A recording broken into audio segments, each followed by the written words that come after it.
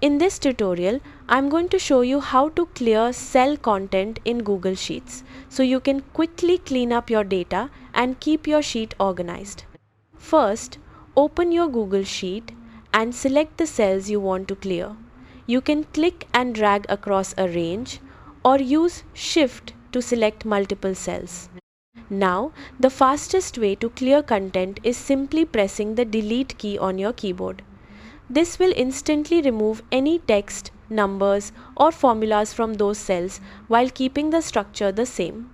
If you want more control, go to the top menu and click on Edit.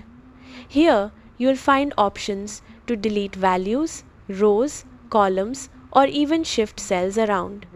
This is useful when you want to remove entire sections of your sheet. Now, sometimes after clearing data, you might still see formatting like colors or bold text.